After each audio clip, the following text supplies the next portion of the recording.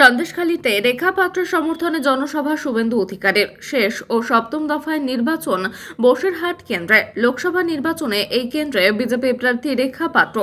তার সমর্থনে আজ শুক্রবার সভা করলেন বিরোধী দলনেতা শুভেন্দু অধিকারী। সন্দেশখালীর ত্রিমোহনী বাজার সংলগ্ন মাঠে জনসভা করলেন নন্দীগ্রামের বিজেপি বিধায়ক। এদিন এই সভা মঞ্চে উপস্থিত ছিলেন প্রার্থী রেখা পাত্র সহ বিজেপির একাধিক নেতৃবৃন্দ।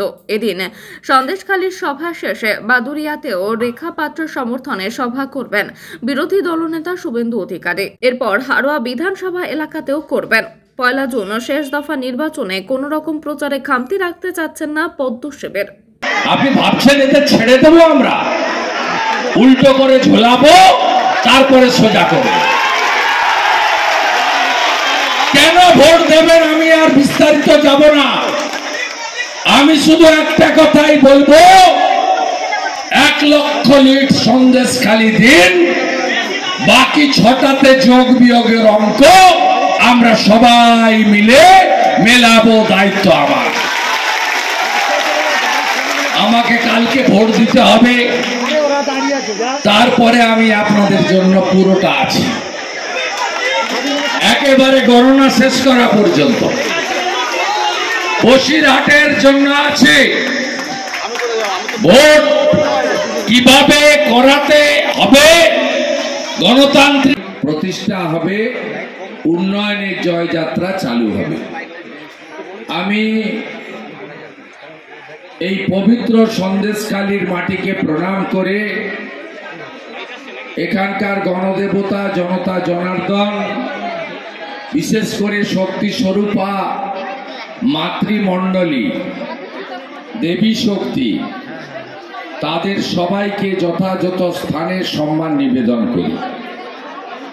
আমরা এখানে আজকে আন্দোলনের কর্মসূচিতে তো আমরা অনেকবার এসেছি, অনেক বাধা বিপত্তি কাটিয়ে এসেছি,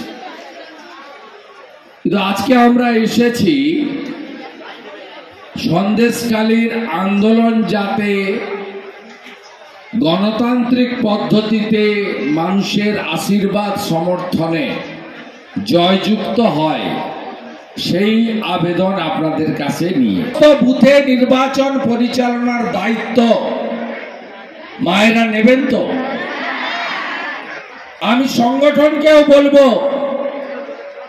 মাতৃশক্তির হাতে বুথ পরিচালনার দায়িত্ব দেন।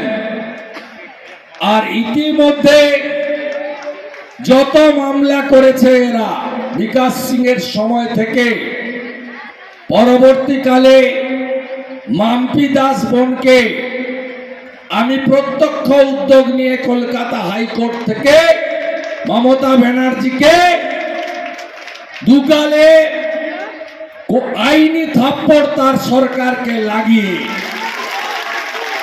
আমরা মাম্পি দাসকে ফেল করিয়েছি। সবাইকে কি বলেছিলেন জানেন? যদি হাজি যেতে তবে সন্দেশখালী যাবে। চাই না এরকম মুখ্যমন্ত্রীকে। আমার মা বোনদের জন্য প্রধানমন্ত্রী যথেষ্ট, তাই আমরা কোনো মুখ্যমন্ত্রীকে চাই না। যে মুখ্যমন্ত্রী মা বোনের সম্মান রক্ষা করতে পারে না, যার গুন্ডা বাহিনী থেকে বলে দুষ্টু ছেলে শেখ শাহজাহান, সেই দুষ্টু ছেলে শেখ শাহজাহানের সাথে এই পিসি ভাইপোকেও তিহার জেলে যেতে হবে, আর সেটা নিয়ে যাবে এই বসিরহাটের মা বোন ভাইয়েরা। তাই আপনাদের কাছে বড় জোরে আমার অনুরোধ, আপনারা এই বসিরহাট লোকসভাটিকে এই উপহার হিসেবে মাননীয় প্রধানমন্ত্রীজিকে দিন, কেননা উনি প্রধানমন্ত্রীজি ছিলেন আর দ্বিতীয়বারের জন্য প্রধানমন্ত্রীজি হবেন। ভারত মাতা কি, ভারত মাতা কি, জয় শ্রীরাম, জয় জয় শ্রীরাম। নমস্কার।